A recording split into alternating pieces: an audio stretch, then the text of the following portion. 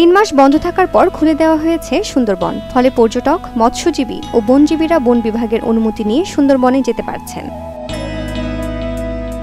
জীববৈচিত্র্য রক্ষা, বন্যপ্রাণী ও মাছের প্রজনন মৌসুম হওয়ায় জুন থেকে আগস্ট মাসের শেষ পর্যন্ত সুন্দরবনে জেলেদের ও পর্যটকদের প্রবেশ বন্ধ রাখে বন বিভাগ। সুন্দরবন নিয়ে যে আমরা বই পুস্তকে যে সুন্দরবনের যে জৈববৈচিত্র্য, যে সুন্দরী গাছগুলা, গেওয়া এগুলো শুনেছি, বাট কখনো দেখি নাই।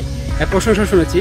এই সুন্দরবনে আসার পরে আসলে বুঝতে পারছি যে সুন্দরবন না আসলে এই জৈববৈচিত্র্য আমরা অনুভব করতে পারতাম না। নিশ্চিন্তে খান স্বাস্থ্যকর অল টাইম পান, অল টাইম হেলদি লাইফ। নয়নাভিরাম সুন্দরবনের দৃশ্য দেখতে করমজল, হারবাড়িয়া, কটকা, হিরন পয়েন্ট ও দুবলার চর সহ বিভিন্ন স্থানে ভ্রমণ করতে পারবেন ভ্রমণ পিপাসী মানুষ।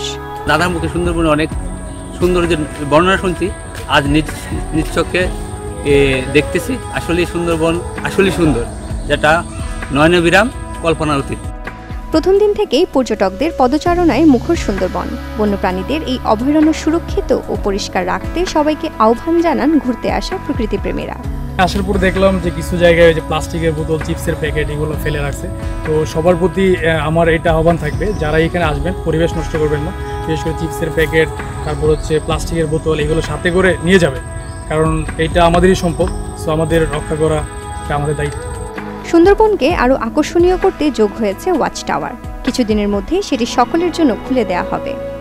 মানুষ যখন খুব বেশি আসে তখন দেখা যায় না, এই জন্য মানুষ অনেক কষ্ট পাইলেও এই সময়টার জন্য কিন্তু খুব ভালো।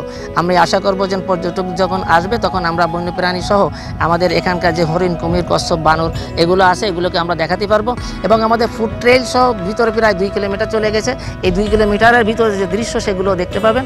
আমরা এখানে দুটো ওয়াচ টাওয়ার আছে, যা দিয়ে আপনি ওভারভিউ যেটা আছে সুন্দরবনে সেগুলো দেখা যায়। এছাড়া আমাদের ইনফরমেশন সেন্টার দিয়ে আপনি অনেকগুলো তথ্য জানতে পারবেন।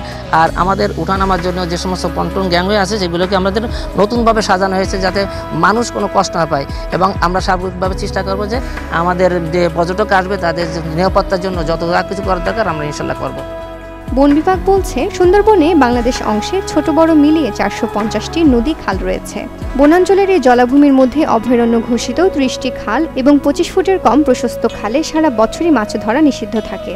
বাকি অংশের নদী, খাল ও জলাভূমিতে পারমিটধারী জেলেরা মাছ ও কাঁকড়া ধরে জীবন জীবিকা নির্বাহ করেন। সমস্ত রেঞ্জ, স্টেশন বা ক্যাম্পগুলো সেগুলো আমরা বার্তা দিয়েছি, যারা পর্যটক আসবে তারা 1 সেপ্টেম্বর থেকে পাস পারমিট নিয়ে এবং সেখানে যেতে পারবে। জেলে বাউনিরা যাদের মাছ, কাঁকড়া এগুলো ধরতে পারবে।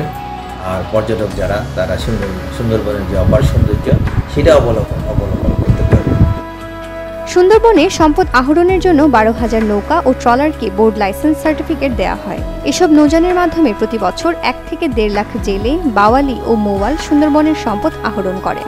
এছাড়া সুন্দরবনের 7টি ইকোট্যুরিজম কেন্দ্রে প্রতি বছর 2.5 লাখের বেশি পর্যটক ভ্রমণ করেন। Desk report, channel 24।